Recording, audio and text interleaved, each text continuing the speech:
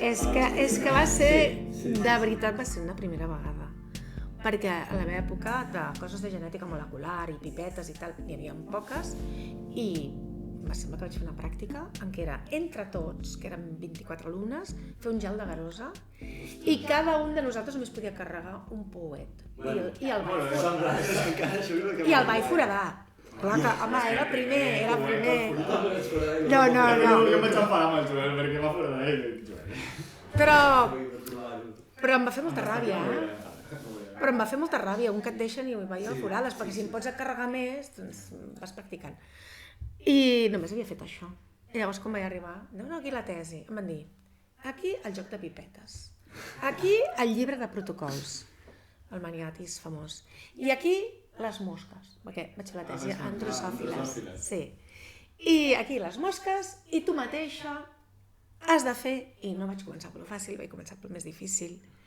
I és que no us ho imagineu, perquè era cada dia fer una cosa malament, però cada dia. I la meva autoestima pel terra, jo pensant, un dia d'aquests... Jo també m'ha estat una mica.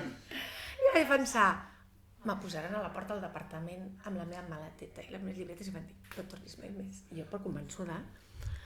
I però és que si us explico les coses que em passaven, jo crec que a ningú més li poden haver passat. Bueno, quina és la gran decepció, allò que dius? Jo pensava que seria tal i arribes allà. Potser el no saber fer, no? No, gran decepció no, una gran cagada, però que va ser totalment involuntària i que encara no entenc com va passar. O sigui, imagina't, Erlenmeyers, que són de Pirex, que teòricament són de Durant, no?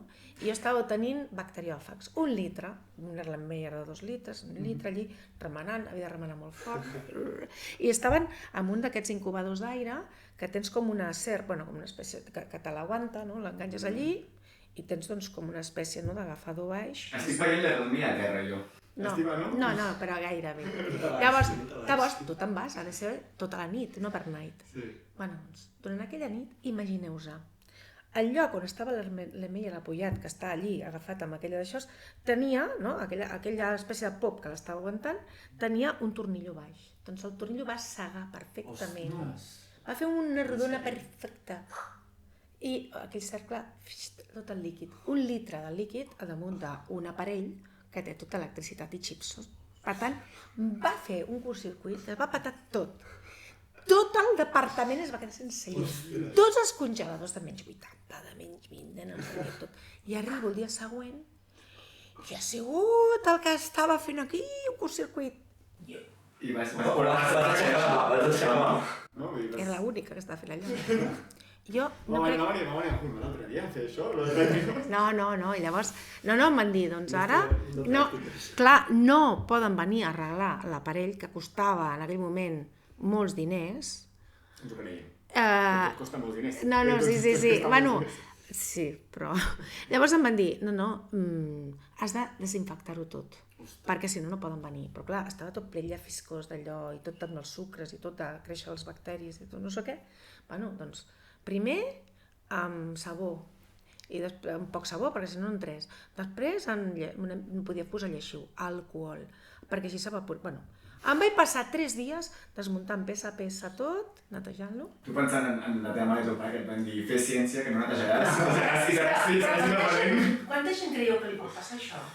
És entrar per la porta de la Però I quasi sortir molt ràpid, em va compensar molt la continuació d'aquest experiment quan va sortir, que vaig veure per primera vegada l'ADN perquè el vaig precipitar, i era com un paracaigudes, perquè era molt ADN, dins del tub, que a més era supertransparent de vidre, si es veia perfecte. I quan el vaig veure, li fico l'alcohol i barrejo, començo a veure'l. Era absolutament perfecte. O sigui, llavors vaig dir, vale. Ja està. M'ha valgut la pena. Em quedo. Sí. Buscant molts cargols i no funcionava tot, però... Em quedo. Jo crec que aquesta història portarà esperança a tothom. No, home, no, perquè vull dir, la gent no té ciència infusa i jo no sabia fer res, si t'he dit. Ara no forado ni un em surten...